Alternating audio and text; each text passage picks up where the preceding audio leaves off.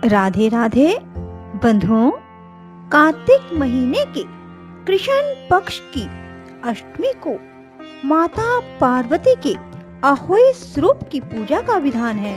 इस दिन महिलाएं अपने बच्चों की लंबी उम्र, संतान सुख व उनकी समृद्धि के लिए व्रत करती हैं और दोपहर में अहोई अष्टमी की व्रत कथा को सुनती हैं और शाम को तारों को देखने के बाद उन्हें अर्घ देकर अपने व्रत को खोलती हैं। बंधुओं, यदि आपने हमारे चैनल को अब तक सब्सक्राइब नहीं किया तो जरूर करें और बेल आइकन दबाना ना भूलें ताकि आपको हमारी आने वाली सभी वीडियोस की जानकारी सबसे पहले हो सके।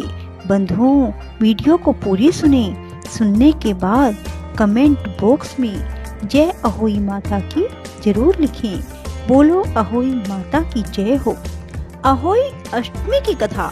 एक साहूकार था जिसके 7 बेटे, 7 बहू थी और एक बेटी थी। सब मिलकर मिट्टी लेने गए। मिट्टी खोदते समय ननद के हाथ से स्याऊ का बच्चा मर गया। स्याऊ माता बोली, मैं तेरी कोख बांधूंगी। तो ननद ने अपनी सारी भाभियों से कहा, लेकिन ननद के बदले में अपनी कोख बंधवाने के लिए 6 भाभियों ने मना कर दिया। पर उसकी छोटी भाभी ने सोचा कि नहीं बंधवाएंगे तो सासू जी नाराज हो जाएंगी। तो छोटी भाभी ने अपनी कोख बंधवा ली। अब उसके जो बच्चा होता अहोई 7 के लिए मर जाता। एक दिन उसने पंडिताइन बुलाकर पूछा कि क्या बात है, मेरे बच्चे अहोई 7 के दिन मर जाते हैं। तब पंडिताइन बोली कि सुरभि गाय की सेवा किया कर। सुरभि गाय स्याऊ माता की सहेली है, वह तेरी कोख छोड़ेगी, तब तेरा बच्चा जीवित रहेगा। अब वह बहुत सुबह उठकर सुरभि गाय का सारा काम कर जाती। गौ माता ने सोचा कि आजकल कौन मेरी इतनी सेवा करता है, मेरी बहुएं क्या करेंगी, वे तो लड़ाई करती हैं। आज देखा जाए कि कौन सारा काम करता है। गौ माता ने सुबह उठकर देखा कि एक साहूकार के बेटे की बहू है जो सारा काम कर जाती है। गौ माता बोली कि तुझे किस चीज की इच्छा है जो तू मेरा इतना काम करती है, मांग, क्या चीज मांगती है। तब साहूकार की बहू बोली, मुझे वचन दो। गौ माता ने उसे वचन दिया। तब साहूकार की बहू बोली कि स्याऊ माता तुम्हारी सहेली है और स्याऊ माता के पास मेरी कोख बंधी हुई है, उनसे मेरी कोख छुड़वा दो। फिर गौ माता उसे 7 समुंदर पार अपनी सहेली के पास ले जाने लगी। तो रास्ते में धूप थी, इसलिए वह एक पेड़ के नीचे बैठ गई। थोड़ी देर में सांप आया। पेड़ पर गरुड़ पंखनी का बच्चा था जिसे वह डसने लगा। तो साहूकार की बहू ने सांप को मारकर डाल के नीचे फेंक दिया और बच्चे को बचा लिया। गरुड़ पंखनी आई, आकर साहूकार के बेटे की बहू को चोंच मारने लगी। तो साहूकारनी बोली कि मैंने तेरा बच्चा नहीं मारा, सांप तेरे बच्चे को मार रहा था, मैंने तो तेरे बच्चे को छिपाया है। तब गरुड़ पंखनी बोली, मांग, क्या मांगती है। वह बोली, 7 समुंदर पार स्याऊ माता रहती है, हमें तो तुम उनके पास पहुंचा दो। गरुड़ पंखनी ने अपनी पीठ पर बैठाकर दोनों को स्याऊ माता के पास पहुंचा दिया। स्याऊ माता बोली, आ बहन, बहुत दिनों बाद आई हो। स्याऊ माता बोली, मेरे सिर में बहुत जूं हो गई हैं। तो गौ माता बोली, मेरे साथ जो है इससे जूं निकलवा लो। तो साहूकार की बहू ने उसकी सारी जूं निकाल दी। स्याऊ माता बोली, तूने मेरी बहुत भलाई की है, तेरे 7 बेटे, 7 बहू हो। बहू बोली, मेरे तो एक भी बेटा नहीं, 7 बेटे कहाँ से होंगे। स्याऊ माता बोली, क्यों नहीं होंगे। तब वह बोली, मुझे वचन दो। तो स्याऊ माता बोली, वचन ये वचन, वचन उक्तो धोबी, कुंड पर कंकरी हो। वचन ये वचन, वचन उक्तो धोबी, कुंड पर कंकरी हो। जब साहूकार की बहू बोली, मेरी कोख तो तुम्हारे पास बंधी है।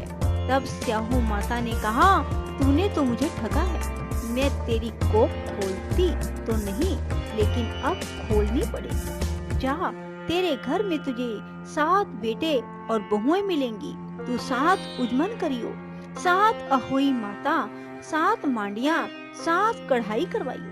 वह घर गई, देखा वहाँ पर 7 बेटे बहू बैठे हैं, बहुत धन हो रहा है। उसने 7 अहोई मांडल, कोई दीवार पर मटके, कोई मटके पर, कोई कहीं 7 उजमन करे, 7 कढ़ाई करे। इधर सारी दरानी जेठानी कहने लगी, जल्दी जल्दी चौका पूजा कर लो, नहीं तो सब कोई रोने लग जाएंगे। थोड़ी देर में उन्होंने बच्चों से कहा, देख कर आओ आज वह रोई क्यों नहीं। वह देखकर आकर बोले, चाची तो अहोई मान रही है, खूब उजमन हो रहा है। फिर और जेठानी दौड़ी दौड़ी गई तो देखे कि वह तो कोक छुड़ा लाई। सब बोली, तुमने कोक कैसे छुड़ाई? वह बोली, मैंने तो कोक बंधाई नहीं, लेकिन स्याऊ के बच्चे के मरने से कोक बंध गई। अब स्याऊ माता ने मुझ पर दया करके मेरी कोक खोल दी है। हे स्याऊ माता, जैसे साहूकार की बहू की कोक खोली, ऐसे ही हमारी भी खोलना, सब की खोलना। कहते सुनते हुंकारा भरते की अपने सारे परिवार की कोक खोलना। बोलो अहोई माता की जय हो। बंधुओं, अहोई अष्टमी की इस कहानी को सुनने के बाद विनायक जी की कहानी अवश्य सुने। एक विनायक महाराज थे, चुटकी में चावल और कुलिया में दूध लिए फिरे। कोई मेरी खीर बना दो, कोई मेरी खीर बना दो, सब से कहते फिरे, परंतु किसी ने उनकी खीर ना बनाई। सब ने मना कर दिया। जरा से चावल, थोड़ा सा कुलिया में दूध लिए घूम रहा है, इससे कोई खीर बनती है? फिर वह एक बुढ़िया के पास पहुंचा। बुढ़िया बोली, बेटा आजा, मैं तेरी खीर बनाऊंगी, बच्चों की जिद का क्या मिटाना। बुढ़िया छोटा सा लोटा लेकर आने लगी और कहने लगी, ला बेटा इसमें डाल दे। वह कहने लगे, बड़ा बर्तन लाओ, यह तो छोटा है। बुढ़िया के घर में कोई बड़ा बर्तन ना था। बुढ़िया बाहर जाने लगी तो बोले, कहाँ जा रही हो?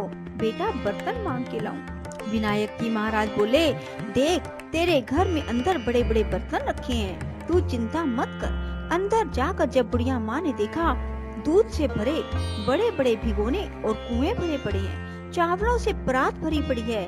बुढ़िया माँ खुश हो गई। बुढ़िया ने चूल्हा जलाया, खीर बनाने लगी। बुढ़िया माँ ने खूब अच्छी खीर बनाई।